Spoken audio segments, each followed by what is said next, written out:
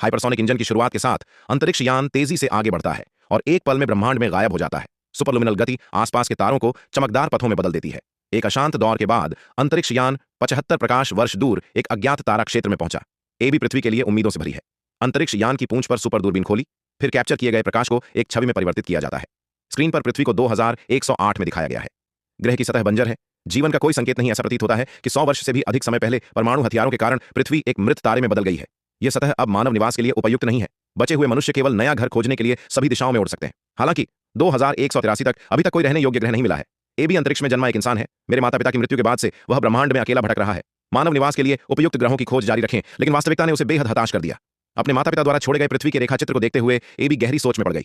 माता पिता के विवरण में पृथ्वी एक सुंदर नीला ग्रह है, वहां हरा भरा जंगल है, वहां एक अंतहीन सागर है, लेकिन अब पृथ्वी एक उजाड़ मृत ग्रह बन गई है। ये भी अनिच्छुक है। उसने दूरबीन वापस ले ली। हाइपरड्राइव को पुनः आरंभ करना। इस बार वह 118 प्रकाश वर्ष दूर एक तारा क्षेत्र में आया। स्क्रीन पर 2065 की पृथ्वी दिखाई गई है। ग्रह की सतह अभी भी बंजर है। कोई जैविक जीवन नहीं पाया गया। जाहिर है दूरी पर्याप्त नहीं है। अपने सपनों में पृथ्वी को देखने के लिए एबी ने पाठ्यक्रम पुनः निर्धारित किया। अंतरिक्ष यान को पुनः प्रारंभ करें। हालांकि अधिकांश ईंधन पहली 2 उड़ानों में ही खपत हो गया था। यह शायद उसका आखिरी मौका हो। यदि यह असफल हो जाए, वह हमेशा अंतरिक्ष में पछतावे के साथ भटकता रहेगा। अंतरिक्ष यान की गति बढ़ती है। पुनः FTL मोड में प्रवेश करना। एबी को पूरा विश्वास है कि इस बार वह अपने सपनों की धरती देख सकेगा। हालांकि सुपरलुमिनल यात्रा के दौरान एक उल्कापिंड जहाज से टकराया अंतरिक्ष यान ने तुरंत नियंत्रण खो दिया और रुक गया। बिजली व्यवस्था में भी समस्याएं थीं।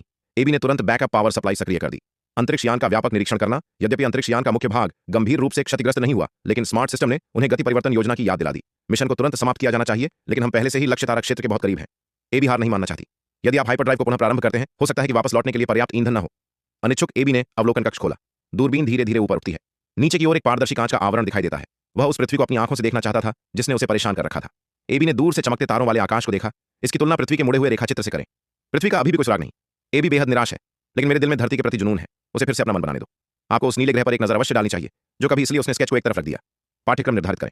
हाइपरड्राइव को पुनः प्रारंभ करें। अंतरिक्ष यान में लगातार उतार चढ़ाव आते जा रहे हैं। स्क्रीन पर संख्याएं उछल रही हैं। पृथ्वी धीरे धीरे पीले से नीले रंग में बदल रही है। एबी ने अचानक ब्रेक लगा दिया। अंतरिक्ष यान रुक गया। यह पृथ्वी से 183 प्रकाश वर्ष दूर एक तारा क्षेत्र है।